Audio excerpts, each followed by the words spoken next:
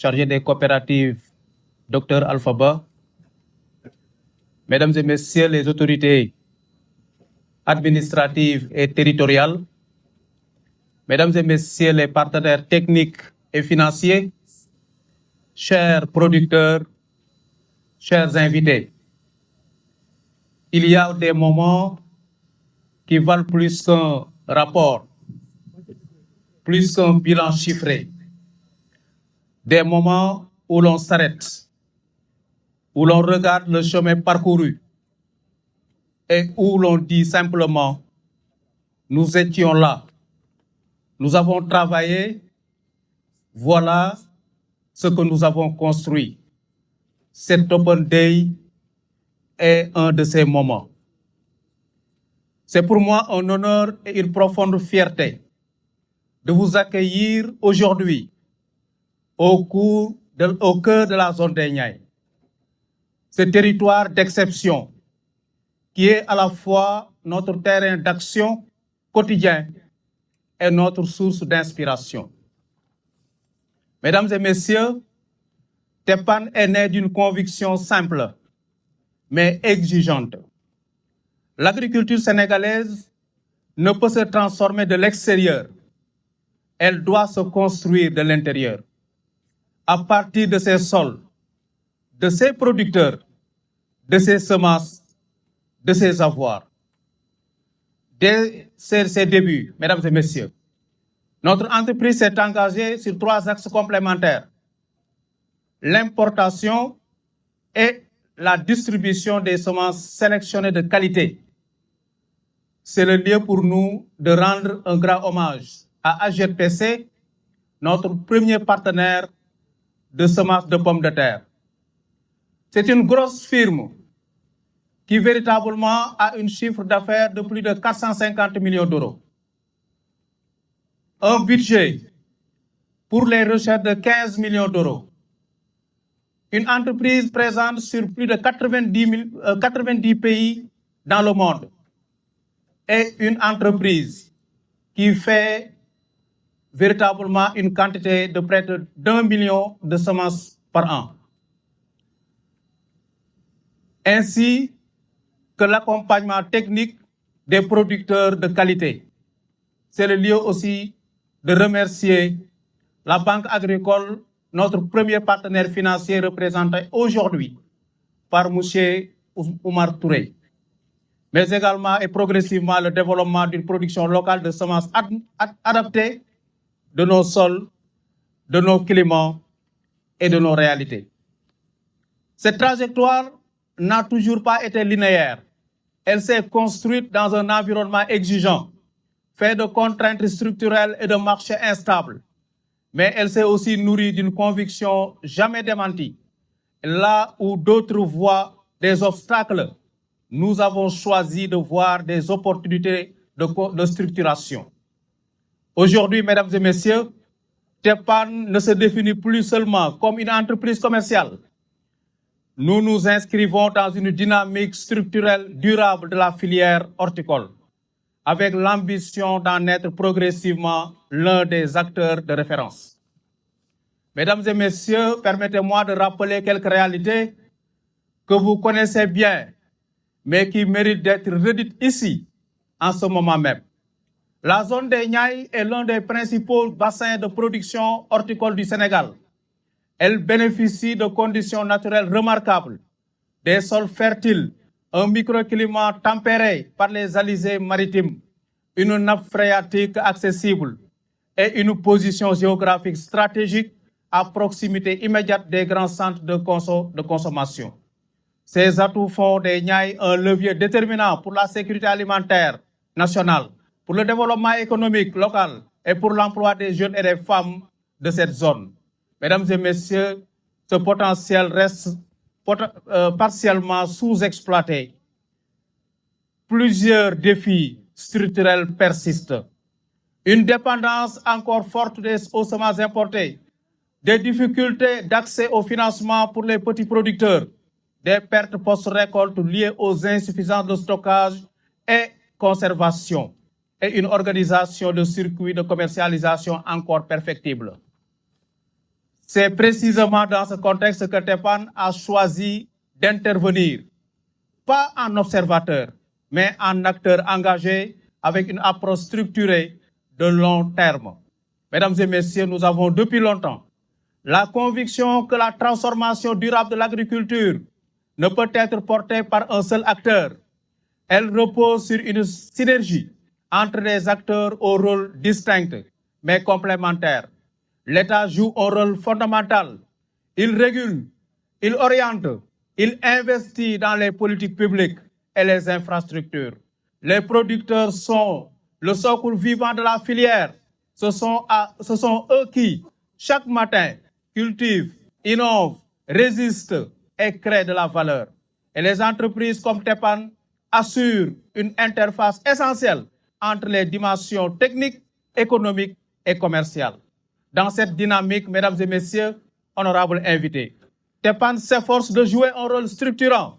faciliter l'accès à des semences de qualité, accompagner les producteurs dans l'amélioration de leurs pratiques et contribuer à la mise en place de circuits de valorisation plus performants. C'est une approche qui demande de l'humilité parce qu'elle suppose d'écouter avant de proposer et de la persévérance parce que les changements structurels ne se mesurent pas en semaines, mais en saison. Mesdames et messieurs, aujourd'hui, nous pouvons commencer à mesurer les effets tangibles de notre engagement. Sur le plan agricole, 500 producteurs accompagnés à ce jour dans la zone des Niayes, 5000 tonnes de semences sélectionnées distribuées depuis notre création, 2000 hectares couverts par nos programmes d'accompagnement et des améliorations mesurables de la qualité de production et de la maîtrise des cycles de production. Sur le plan économique et social, 40 emplois directs et indirects générés par nos activités, une sécurisation progressive des revenus de production partenaires et l'insertion des jeunes dans les métiers agricoles parce que l'avenir de cette filière se joue aussi là. Pour ne pas être très long, ces résultats sont encore en construction. Elle ne se prétend pas avoir tout résolu, mais il témoigne de la pertinence d'une approche intégrée qui place le producteur non pas comme bénéficiaire passif, mais comme partenaire actif de la transformation. Mesdames et messieurs, l'Open Day que nous organisons aujourd'hui n'est pas une célébration, mais une invitation. Une invitation à voir ce qui est fait, à comprendre comment nous travaillons et à réfléchir ensemble sur ce que nous pouvons bâtir. Dans les années à venir, TEPAN envisage de renforcer la production locale de semences adaptées à nos conditions agroécologiques, investir dans des infrastructures de stockage et de conservation pour réduire les pertes post-récolte, développer des partenariats structurants entre les acteurs publics et privés et élargir notre accompagnement à plus grand nombre de producteurs, notamment pour les jeunes et les femmes. Ces perspectives rejoignent une ambition plus large portée par ces politiques nationales, contribuer à la progression, à une agriculture souveraine, plus compétitive, plus inclusive. Une agriculture qui nourrit notre pays, valorise nos territoires et crée de la dignité. Mesdames et messieurs, avant de conclure, je voudrais adresser ma profonde gratitude à plusieurs personnes, aux autorités pour leur présence aujourd'hui et pour la confiance qu'elles témoignent pour notre démarche, aux partenaires techniques et financiers pour leur engagement à nos côtés. Sans vous, ce que nous construisons serait fragile. Aux équipes de TEPAN pour le travail quotidien, souvent discret, toujours essentiel. Et surtout aux producteurs et aux productrices et producteurs de cette zone, à ceux qui se lèvent avant l'aube, qui connaissent leurs parcelles comme leur propre visage, qui résistent aux aléas climatiques et aux incertitudes du marché. Et c'est pour eux que nous travaillons, c'est grâce à eux que nous progressons. Mesdames et messieurs, honorables invités, chers supports, TEPAN n'est pas seulement une entreprise agricole, c'est un projet de territoire, c'est un projet de filière, c'est un projet de génération. Nous savons que la route est encore longue, nous savons que les défis sont réels, mais nous savons aussi que quand les semences sont bonnes, comme nos chers partenaires de AGPC français et hollandais, quand l'accompagnement est solide, quand les acteurs travaillent ensemble, la terre finit toujours par répondre. C'est ce projet que nous portons, c'est cette conviction qui nous ressemble ici aujourd'hui. Je vous remercie de votre aimable attention et vous souhaite une très bonne journée de partage et de découverte. Merci beaucoup. Muy le ministre Dr Alpha Ba, secrétaire d'État chargé des coopératives. ñu di ko dalal jàmm fii ci toolu Teppan waaye ñu di ko dalal jàmm fii ci zone des Niayes di ko sant bu baax ci déplacement am ak service yi nga xam ne yépp ñoo jógee ministère de l'agriculture ñu man ci limite la DEHORT, la direction de l'horticulture waaye aussi man ci lim ay partenaires yi nga xam ne ñoo ànd liggéey bi lu ci mel ni la banque agricole te ki nga xam ne moom mooy monsieur Touré jiite ko fii ci région de Thiès waaye ñu beral nuyoo bu baax suñu partenaires yi nga xam ne ñoo jógee à l'étranger muy waa AGPC ni ma ko waxee léegi nga xam ne mën nañoo wax fii ni ñoom ñooy entreprise semencière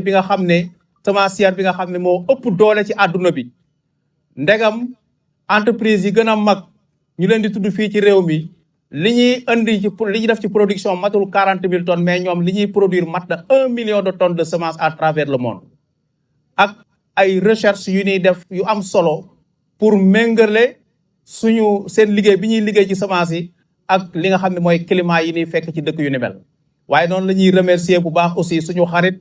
suñu mag Mansour Gueye muy GOPA nga xam ne liggéey bi yépp ñun ñoo ko ànd tey je témoigne ici que taxawaay bi nga xam ne am nañ ko AGPC c'est grâce à lui que ñu am cette relation avec AGPC mënuñu daaneel te nuyuwuñu sant ñu suñu mag Matar Tall sa tur na nga xam ne waa zone des Niayes xam nañ ko bu baax a baax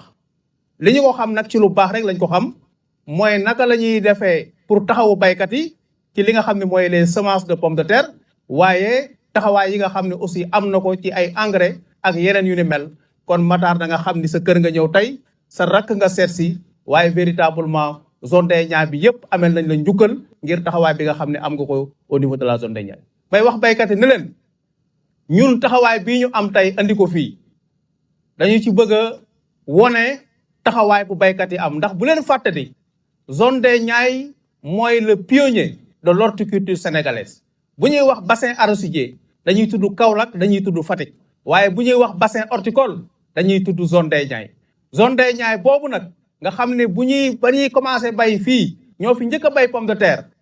ñuy def ko ay ati at waaye tey jii gis nañu ne am na ay sooxite yu baree bari yu am moo tax ñu andil leen kilifa gi ngir la nga xamante ne nii moom mooy suñu jooy ak suñu taxawaay mu gën koo bàyyi xel ndegam ñoom bàyyi nañ ko xel bu baax a baax mais ñu gën koo bàyyi xel ndaxte kat bu dee pomme de terre ñun ñoo ko jëkk a def ci réew mi te bu ñu xoolee production totale mënuñu dépasser 50 000 tonnes alors que ministre bi dégg nañ ko bërki démb le docteur Bouba Diagne mu wax ne liggéey nañu lu toll ci 250 000 tonnes kon nag na ngeen xam ne yéen waa zone des Niayes njaw doxe na aw xambin kon war nañu gën a taxaw gën a liggéey ngir li nga xam ne mooy production nationale bi état bi soxla ñun ñu di ci def li nga xam ne moom la ñu war a def loolu moo tax en plus du fait que ñu nekk ay importateurs ñu ne nañ dugg ci production bi wane yoon ba nga xam ne baykat yi zone des Niayes dinañ gën a bàyyi xel ni liggéey yéen daan liggéey bu njëkk nga xam ne amul woon mécanisation amul woon machine amul dara nañu ko gën a defaraat ba nga xamante ni nii dinañ mën a liggéey ci ay machine waaye dinañ mën a liggéey ci véritablement ci nouvelle technologie ba rendement yi ñu war a am mu yokku waaye rendement yi ñu war a am aussi mu nekk yoo xam ne mucc ayib lay doon. monsieur le ministre ñu ngi lay tàllalaat loxo bu baax di la sant bu baax di la gërëm di la wax ne baykat yi jàmbaar lañ waaye soxla nañu dimbal ci matérialisation ci li nga xam ne mooy matériel agricole. waaye soxla nañu dimbal ci li nga xam ne mooy bu ñu demee ba ñoral la mise en marché ñu taxawaay bu mucc ayib ngir baykat bu bay mën a jaay pour mën a dund. donc loolu mooy suñu taxawaay ñun en tant que jeune agricole sénégalais waaye jeune pionnier au niveau de la zone des Niayes ñu taxawaay bu ne mel ngir jàppale suñu ay baay jàppale suñu ay yaay jàppale suñu ay mag jàppale suñu ay rakk ngir véritablement bu Sénégal gi nga xam ne moom la le président de la République ak le premier ministre Ousmane Sonko bëgg a yëkkati ca kaw a kaw ñun ñu bokk ci ñi nga xam ne ay piliers yu fondamental yuy mën a jàppale Sénégal pour fan bëgg a àgg ñu mën fa àgg. kon ñu ngi lay santaat bu baax di la gërëm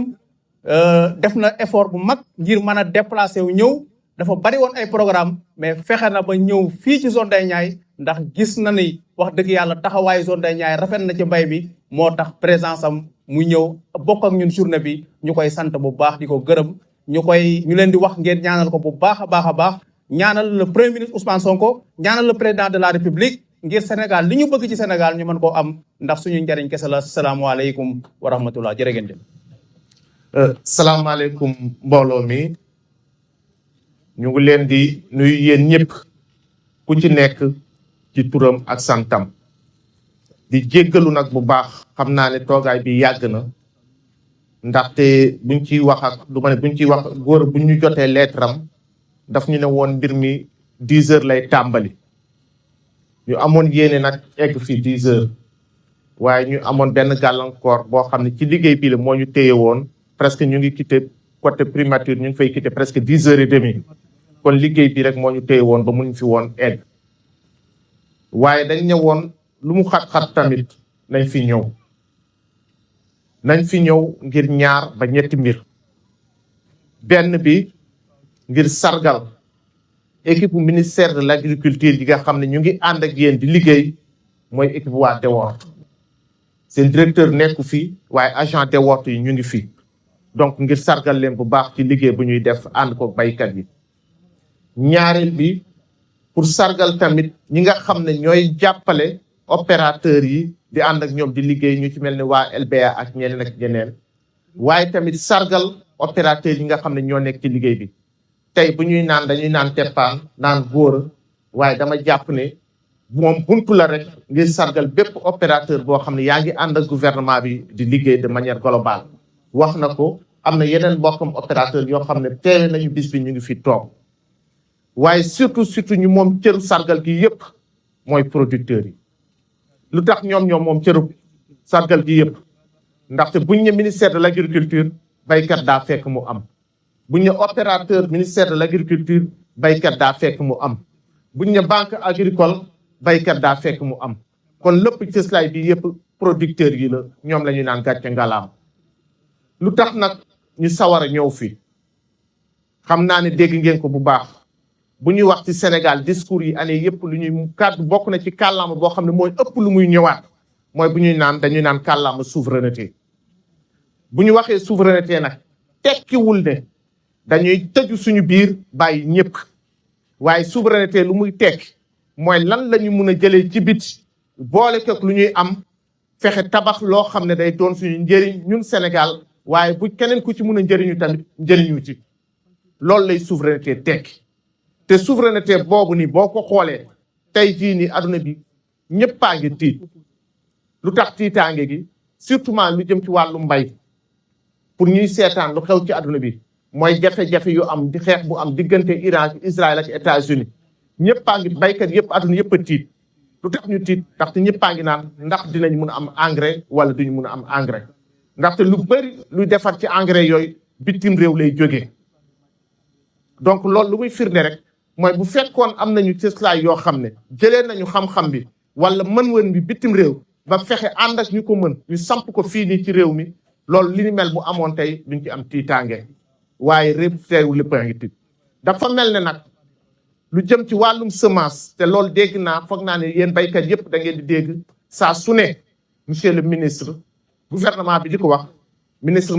docteur Mabouba Diagne di ko wax man ma koy wax kenn ak keneen di ko wax naan nañu fexe ba suñuy koy wax kenn ak keneen di ko wax naan nañu fexe ba suñuy semence ñu koy produire au niveau local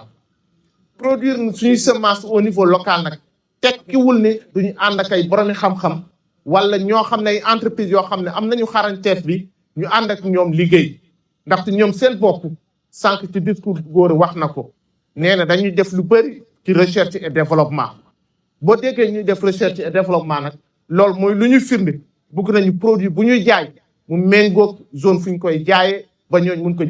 jëfandikoo bu am solo. Donc tey bu ñu demee ba am collaboration ak TEPAD ñu fi def ay zone d'expérimentation pour tester seen semence pour Sénégal par ko produire fii nii ñoom dinañ ci gis seen bopp góor dinañ ci gis boppam baykat yi nañ ci gis seen bopp Sénégal dinañ ci gis boppam waaye lu ci ëpp solo waxuma la sax Sénégal mun na doon buntu pour ñoom ak góor ak TEPAD pour ñu mun a jaay ci yeneen réewu Afrique yi te loolu mooy gis-gis bu ñu war a am. loolu mooy gis-gis bu ñu war a am loolu nag pour ñu mun a jaay yeneen réewu Afrique yi lu ñu ciy soxla ëllëg si biir góor a kese mënu ko produire ñoom kese mënuñ ko produire foog baykat yu fi nekk jël mbir mi def ko seen mbir yaatal ko bay produire lu bëri ba muy dem bitim réew loolu mooy suñuy objectif te am nañu possibilité bi am nañu capacité bi am nañu opportunité bi loolu mooy yéene gouvernement bi jamono jii ñu toll nag duñ ne lépp yàmb na duñ ne lu war nguur gi ci baykat yi yëpp mote na déet lépp motewul de waaye am nañu yéene bi te yaakaar nañ ne ci ñaari at yii ñu fi toogagum def nañ fi loo xam ne au minimum duñ ne lépp mote na waaye def nañ suñu kémp laay kàttan ba saa su ne rongo ñu baykat du tuur waaye nag nit ki yenn saa yi nit ak bëgg-bëggam borom bi kay dogalam yenn saa yi lépp du mote waaye bu motewul tamit surtout yéen baykat yi dañ leen di ñaar rek ngeen mun a comprendre xam ne du ñàkk yéene du ñàkk yëg-yëg du ñàkk leen bëggal loolu waaye daa fekk ne yenn saa yi réew mi mooy toll foo xam ne lu ñu yor motewul lépp te ku ci nekk dañ ko ci war a compar rek waaye bu desoon ba ci état bi rek parce que boo jëlee document état bi dañ ne axe principal fu ñu bëgg a teg ba réew mi génn ci ndóol bu mu nekk ci mbay lañ ko bëgg a appuyer donc lu ñu def ci mbay mi mun naa wax ne defuñ ko ci beneen secteur waaye dafa fekk ne rek munuñ jël gafak réew mi yépp xëpp ko ci mbay mi bàyyi ñeneen ñi moo tax yenn saa yi ngeen soxla lenn mu bañ a mote waaye bu motewul tamit jàpp leen du bañ leen a yëg du bañ leen a yéene waaye noonu la mel suñu kër yi sax noonu la mel da ngay yor sa dépense soo sañoon ngeen ndekki bu neex añ bu neex reer bu neex njoganal bu neex teg ci njar mu neex waaye boo xoolee nu nekk sa poos di nga xam ne da ngay xool ci kër gi lam moo ciy gën a nekk farata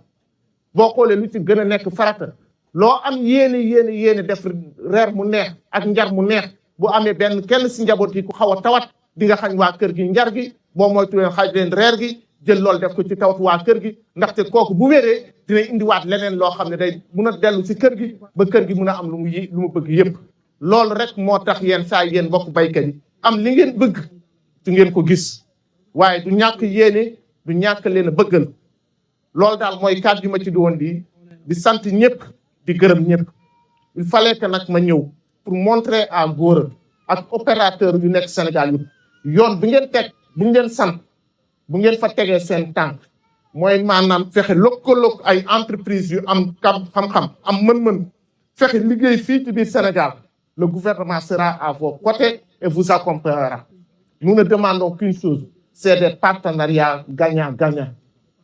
Nous parlons de souveraineté, mais nous ne nous enfermons pas.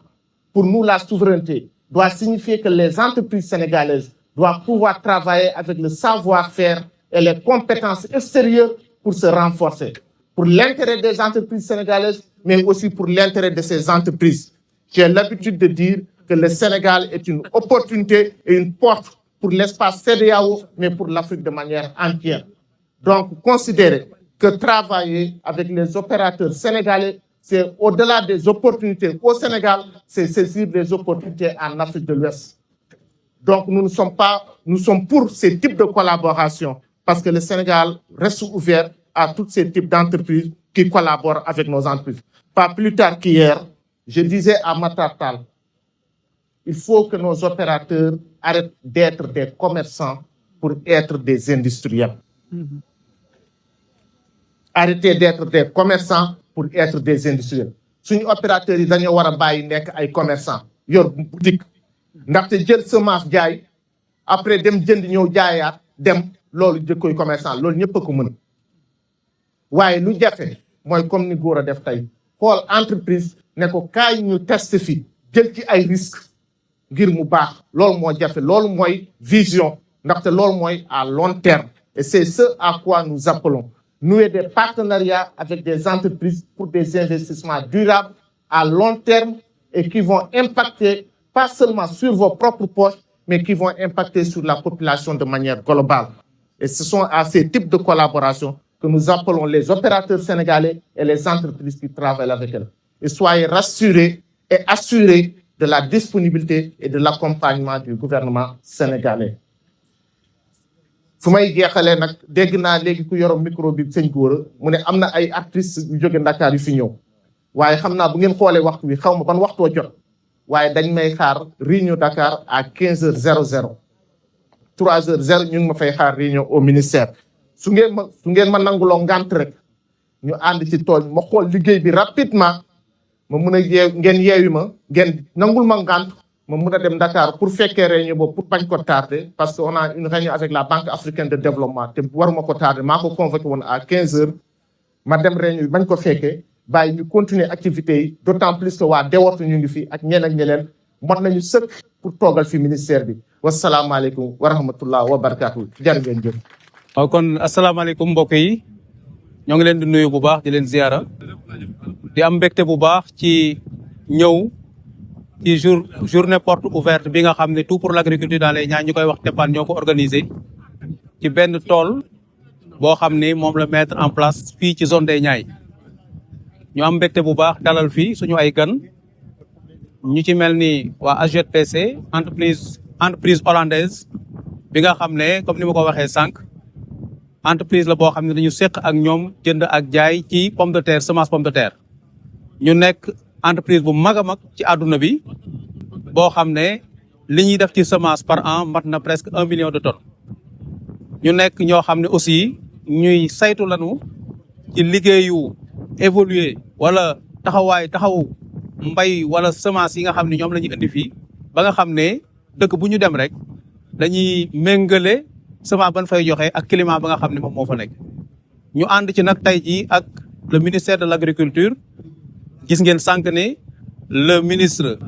docteur Alpha Ba mu ngi fi woon ci jotaay bi waaye aussi la direction de l'horticulture muy Dewortu représenté ici par ñi nga xam ne ñoo taxaw suñu ginnaaw nga xam ne tey mbayum Sénégal mbayum horticulture ñoom ñoo koy piloté ñoo ci taxawaay yi ci war a am ba tey lii yëpp ñu mën ko gis kon ñu ngi leen di sant bu baax di leen gërëm sama wet aussi suma xarit sama partenaire Mansour Gueye nga xam ne moom mooy PDG bu GOPA moom aussi ñëw na ci ndaje bi donc ñu sant yàlla bu baax di wax ni lii benn ferme la boo xam ne TEPAN moo ko defar lan lañ ci jublu mooy di fi multiplier ay semences AGPC pour véritablement fexe ba baykat yi gën a mën a jubu semence yu ni mel waaye aussi ñu fiy defee lu ñuy wax mécanisation de la culture mooy fexe ba baykat yi di changer seen façon culture yi di utiliser ay machines parce que gis nañu ni rendement yi nga xam ne ñoom la ñuy am ci bu ñu utiliser machines yooyu moo ëpp solo fuuf rendement yi nga xam ne buñ ko utiliser wul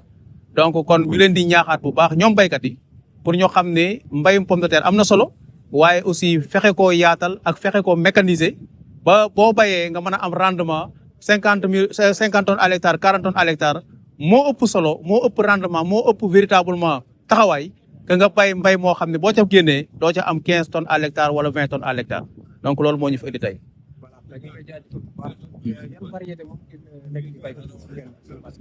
donc pour le moment def nañ fi ñeenti variété yi ñu fi def benn bi Memphis la Memphis c'est une variété rouge variété bu am solo la boo xam ne wax dëgg yàlla waa Sénégal ñu ngi koy commencer approprier wu.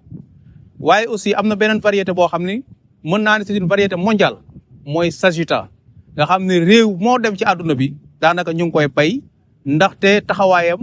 ci maanaam lu ci bari mën na ko mooy mën na lekk mën na frite mën na chips waaye aussi am na beneen variété boo xam ne Panamera lañ koy tuddee moom aussi testé nañ ko fi li tax ñu andi ko mooy variété la boo xam ne période yi ñu toll nga xam ne dëkk bi day tàng day am ay feebar yu dul jeex donc variété la boo xam ne bu résistant la ci mildiou waaye bu résistant la ci bépp feebar boo xam ne dafay laaj gàncax waaye aussi am na beneen variété boo xam ne variété mondiale la variété tardive la bu baax aussi boo xam ne am na taxawaay ci baykat yi ndax ñi ko bay ñëpp gis nañ ci seen bopp donc loolu mooy 4 variétés yi. voilà jërëjëf. maanaam am nañ satisfaction partenaire am nañ waaw partenaires yi am nañ satisfaction ndax li tax ma wax ne am nañ satisfaction mooy ñoom bi ñu ñëwee Sénégal yàggul defe naa ni ñeenti at lay toll bu ñu demee tey ba daanaka seeni variété moom la ñuy wax fii ci Sénégal kon liggéey la boo xam ne liggéey la bu am solo waaye liggéey boobu dafa am ñu nu bàyyi ci réew mi muy ñu ci mel ni tout pour l'agriculture mooy TEPAN ak GOPA sama xarit Mansour Gueye ak waa APMK ñu taxaw véritablement taxawaay bu am solo liggéey ci liñ ci war a liggéey ba béykat yëpp approprié wu jiw yi fi nga nii moom boo dee jaay jiw ci zone des Niayes wala ci Sénégal dañ lay laaj ndax jiw bi jiw AGPC la wala du AGPC bu dee AGPC la duñ la laaj sax variété bu mu tudd dañ koy jël parce que xam nañ ni ñoom dañu nekk ci sérieux considération ak liggéey bu mucc ayib waaye dañuy am ay rendement ci li nga xam ne moom la ñuy liggéey kon loolu moom moo ci am incha allah rabbi.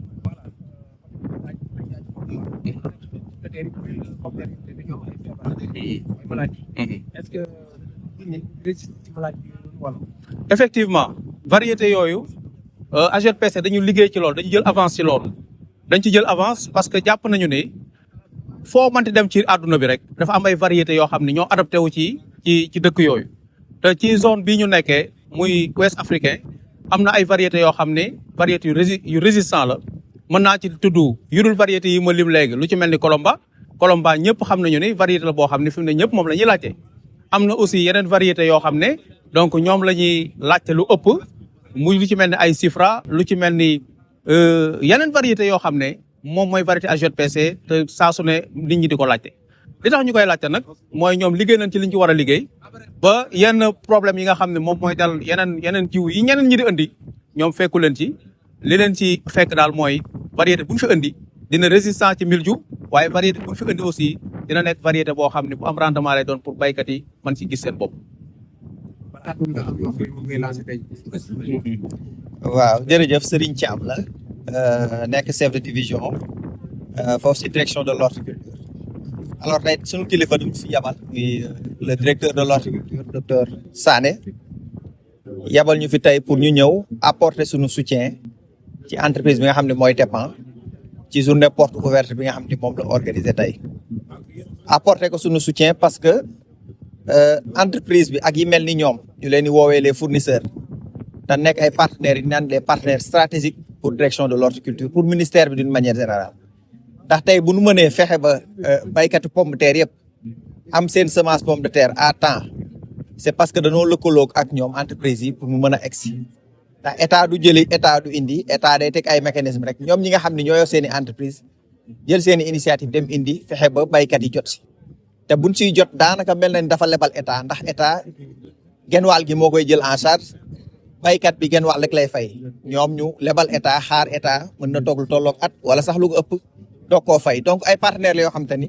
dafa am solo ci secteur bi nga xam ni mooy le secteur horticole bi nekk di liggéey donc li mu def tey nag def journée porte ouverte daa fekk liggéey nga ba pare def journée porte ouverte dafa fekk am nga résultat mais tamit dafa fekk résultat yooyu nga am baax na te wóolu nga koo wane kon tey lii buñ ko gisee day dalal xel parce que tamit ubbeeku la pour partenariat te ñoom daa am lu ñu bëgg ministre bi wax na ko sànq si ñoom mooy ñu jugee ci li nga xam ne mooy dañuy jëli indi jaay mais nekk ñoo xamante ni dañ nekk de vrai opérateur semencier di def lu naan recherche développement maanaam di saytu di gën a ñoŋal di xool baykat yi li ñu soxla si jiw yi ñuy fexe di si liggéey ak seen i partenaires yi di àndal ba baykat bu jiwati semence am ci rendement bi nga xamante ni moom la soxla nekkatul sax mbiru rendement kese ndax ban xoolee tey liñ fi wane nekkatuñu rek ñoom di liggéey ci rendement bay naa am naa rendement mais gis nañ ñu ngi ciy boole yeneen yi nga xamante ne ay problème la yoo xamante ni mooy gàllankoor baykat yi boole leen si yëm ci feebar yi na leen fexe ba jiw yi nga xamante ni feebar yi du leen sonal mais dem nañ sax ba romb ci egg ci wàllu consommation ndax ku ne xam na ni bu ñuy bay ñi ñuy jaay am na lu ñuy soxla ci pomme de terre boobu ci seen toggin donc dem nañ ba boole ci aspect yooyu ci seen recherche développement donc daa nekk yu am solo yoo xamante ni ñun dañ ñëw gën ko rafetlu encourager leen si féliciter leen aussi témoigner leen sunu disponibilité pour accompagner initiative yu mel nii ndax bu weesoo ñoom seen wutum koom-koom bu ñuy def da nekk tamit di amal njariñ askan wi ñi nga xam ne ñoo nekk ci zone des Niayes mais tamit ci li ko wër ndax bayum pomme de terre léegi law na ci réew mi donc loolu dañ leen ci encourager di leen ci féliciter di leen ci remercier bu baax au nom du directeur de l'horticulture merci